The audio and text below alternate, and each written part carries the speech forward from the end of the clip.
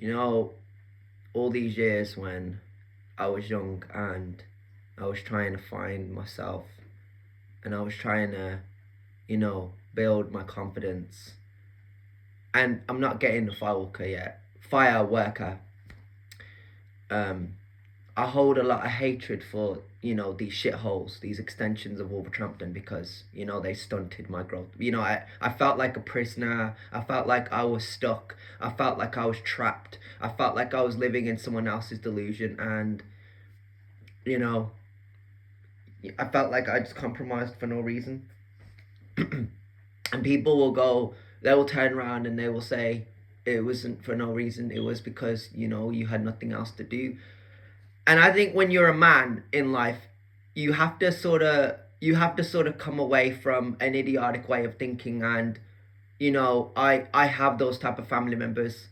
I want to start talking to guys that have a problem and have like a, I don't know, anxiety, sadness, depression, whatever that they're going through. I just want to give them my number. I just want to talk to them, and I just want to get to know them, and tell them that I have gone through the same shit.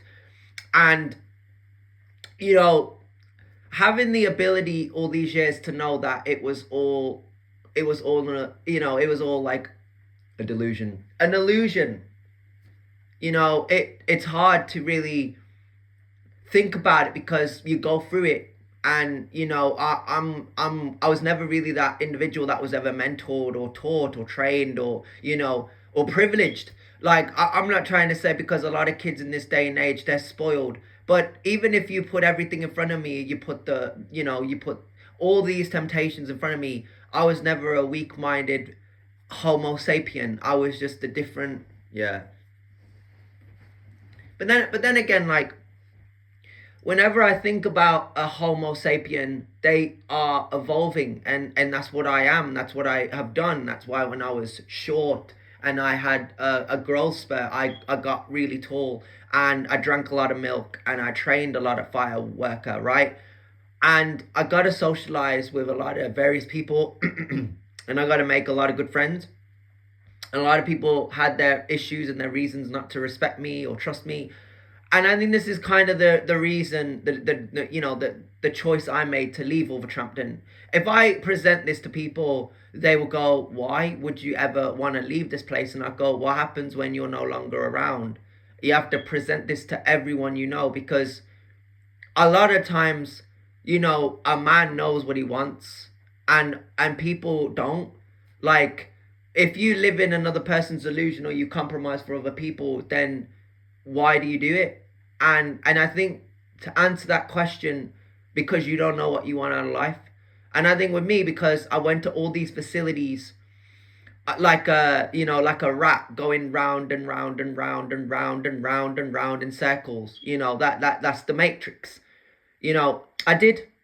And for me personally, I don't ever want to go back there. I don't ever want to go back to Springdale or Highfields or Kingston or New Park or Wolfran or Juniper or Wolverhampton colleges or Fireworker or New Goldthorne Park, Woodfield. Like, some of these places, I actually, when I was there, apart from New Park, I actually wasn't allowed to return. They actually said, Get this off our premises. Yeah, you want to swear? No, no. You gotta be respectful about it, because a lot of these people, whether they pretend to show kindness, they're not there to be kind. They're not there to show you respect. They're there to disrespect you and take your money.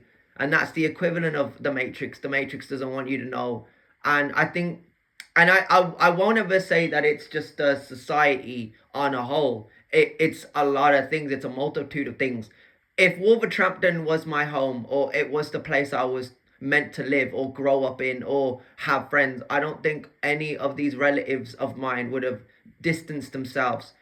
But I think the bigger picture here, like I always quoted, it was always me and my own. But then I started to see them change as well. Like, a lot of my relatives turned to drinking. They got wasted and smashed, and like, they got drunk. and vomited on the floor. No, it's too graphic. But hear me out. People do a lot of dumb shit, right? And I think for me, I was just that guy. I was that kid that tried his hardest to make everyone around him feel welcome, respected.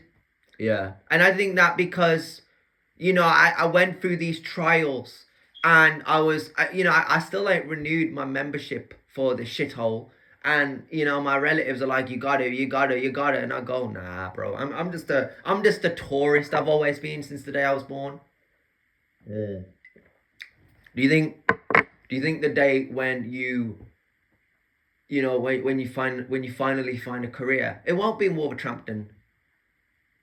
And me personally, I don't necessarily think there's anything wrong. I don't think there's anything negative to say about Wolverhampton, except it's held a lot of good people back. And I think that there are a lot of good people out here in the world that live in Wolverhampton, but the cost of living is a serious problem. Temptation is a real thing.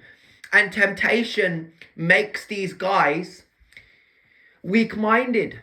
Yeah. And you look over at a guy like me that had PlayStation, or had girls, or, had guys' attention. I went to all these places, so I had it. But even then, for me personally, it's I did it all. You know what I mean? I went through so many phases of my life where it just came to me, like the bullshit they want to give at me. So I kind of think that I kind of feel in my soul, in my core, that I'm done with Wolverhampton. This part of my narrative is over. And I still live here and live in delusion, and I compromise, and I look at it and I go, why? And I think that the honesty behind it is I can't eat, I can't sleep.